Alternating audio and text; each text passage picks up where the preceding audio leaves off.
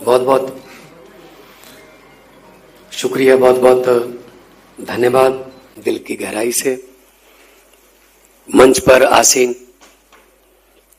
आम आदमी पार्टी के नेशनल कन्वीनर, देश की राजनीति को नई दिशा और दशा देने वाले माननीय अरविंद केजरीवाल साहब,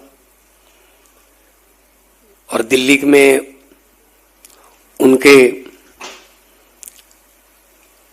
साथी जब सरकार में थे तब भी, जब सरकार में नहीं थे तब भी, श्री मनीष सिसोदिया जी, गोपाल राय जी, और हमारी गुजरात की टीम, भाई यशुदान जी, हमारे नए चुने हुए विधायक साहब गोपाल इटालिया जी, हमारे पंजाब के प्रधान अमन अरोड़ा जी, और हमारे लुधियाना के नए चुने हुए विधायक जी संजीव अरोड़ा जी। सामने मेरी कैबिनेट के साथी बैठे हैं, सतेंद्र जैन साहब बैठे हैं, और सब पर्दे के पीछे वाली टीम भी बैठी है, जो पर्दे के पीछे काम करते थे, और आज मेहनत जो है वो रंग लाई है। सबको मेरा नमस्कार, सत श्री अकाल, वाहिगुरु जी का खालसा, वाहिगुरु जी की फतेह। मेरे से पहले उन दोनों बंदों को बुलवा दिया गया है जिन्होंने खुद डोर टू डोर से लेके रात के 11 बजे तक, 12 बजे तक इलेक्शन का हर अक्षर अपने हाथों से लिखा। क्योंकि हम लोग तो जाते थे 12-1 बजे, 2-3 बजे सभा खत्म, तो शायद हमारा उतना योगदान नहीं रहा होगा जितना इन लोगों की मेहनत जो इन्होंने कहा। क्योंकि हमारा काम 2-3 बजे खत्म हो जाता हो, इनका काम तो 3 बजे के बाद शुरू होता था कि अब इसको जाना, इसको मनाना, इसके या पास जाना, ये यहाँ से ये हो गया। क्योंकि इलेक्शन में बहुत कुछ होता रहता है इधर उधर।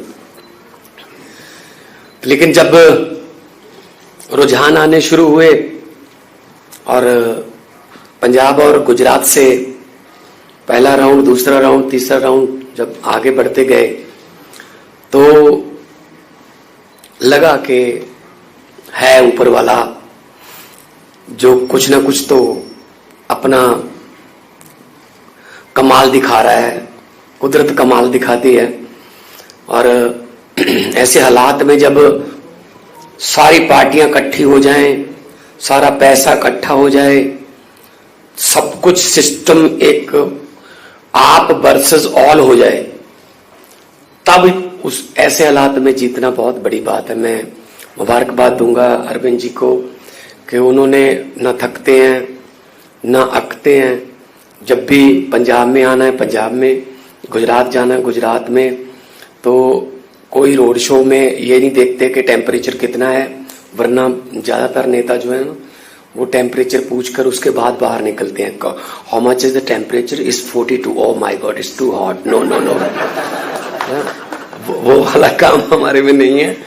हमारे तो 44 भी हो, 48 भी था पंजाब में, तो जब हमने काम किया। तो कोई जब दिल से काम करना है तो बात दिल से निकले तो असर रखती है।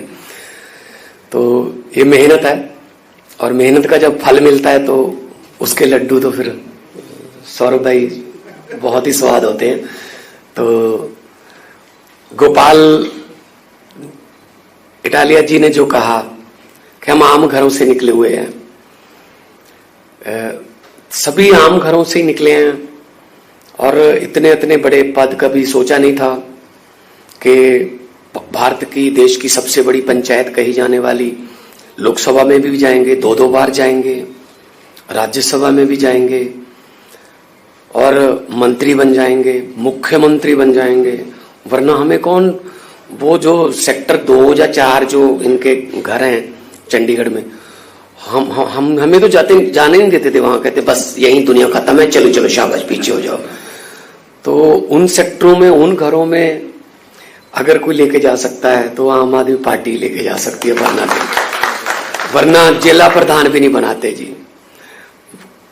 इनकी बेटे, इनके साले, इनके भतीजे, इनके जीजे, बस यही चलता है बस।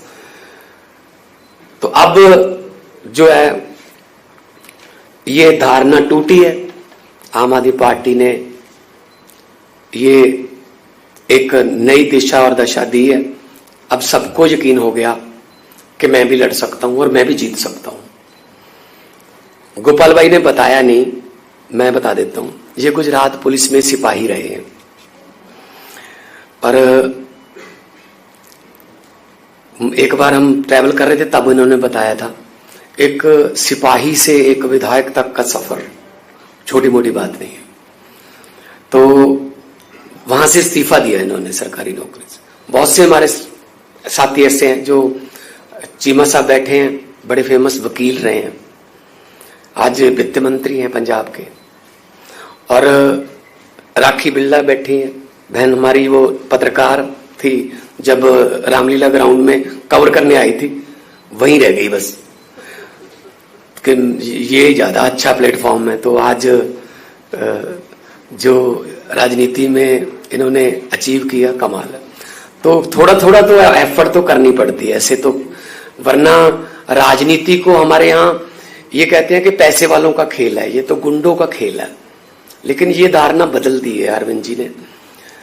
राजनीति में गंदे बंदे, राजनीति में गुंडे या भ्रष्टाचारी इसलिए ज्यादा नहीं है कि इसमें ज्यादा आते हैं, ये इसलिए ज्यादा है कि अच्छे बंदे कम आते हैं। वो कहते हैं यार छोड़ो यार, ये काम हमारा बस का नहीं है, रहने दो। तो अच्छे आएंगे तो अच्छे बढ़ जाएंगे। तो ये शुरुआत हुई है। संजीव अरोड़ा जी जो 22 में हमारी सीट ही थी, अचानक से हमारे विधायक साहब की मौत हो गई, परमात्मा उनको अपने चरणों में निवास दे। तो ये बाई इलेक्शन हमें लड़नी पड़ी। तब हम 7,000 से कुछ ज्यादा मतों से जीते थे, अब हम 10,000 से कुछ ज्यादा मतों से जीते हैं। तो हालांकि वोटिंग परसेंटेज कम है, पिछली बार ज्यादा परसेंटेज वोट हुआ था, इस बार थोड़ा कम है, लेकिन उसमें भी मार्जिन इतना है कि 40% और 22%, 18% का मार्जिन। 1-2% पे सरकारें बन जाती हैं, 1-2% पे देश की सरकारें बन जाती हैं। तो बहुत खुशी हुई।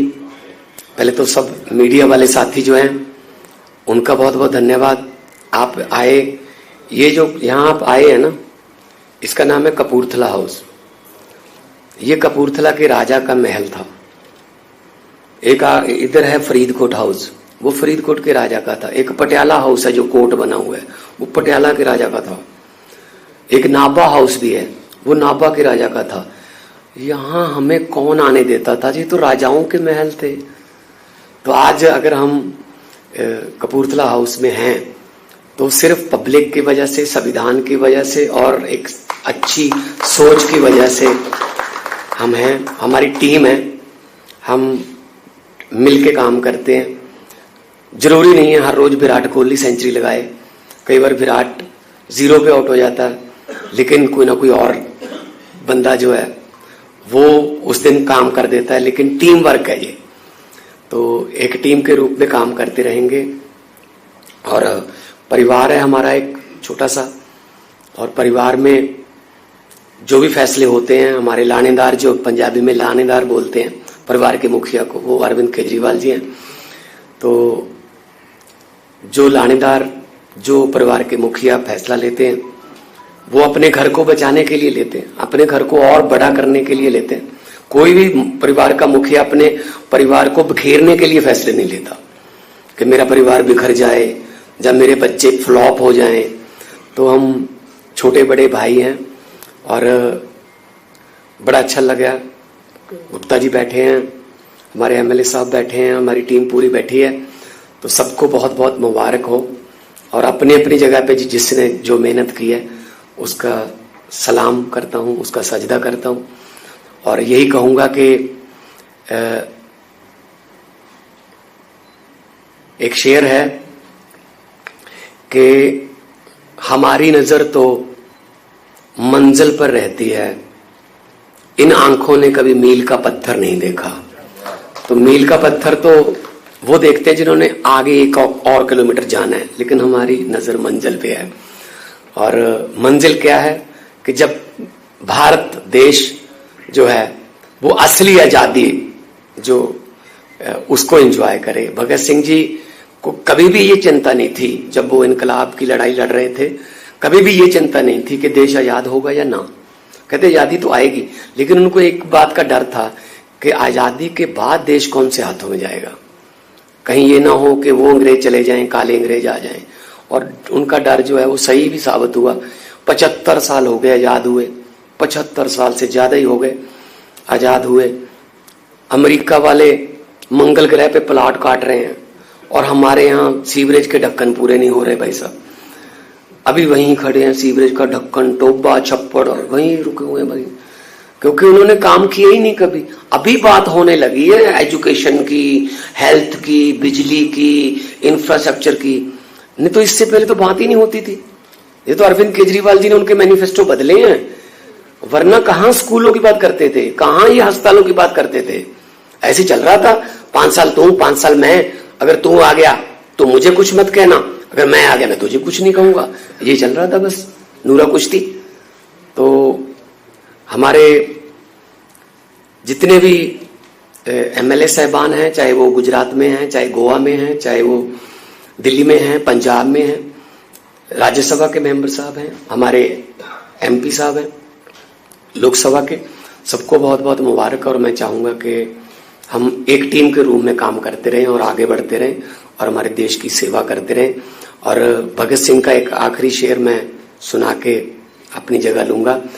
भगत सिंह जी ने कहा था कि इश्क करना सबका पैदाइशी हक है, इश्क करना सबका पैदाइशी हक है, क्यों ना इस बार वतन की सरजमी को महबूब बना लिया जाए।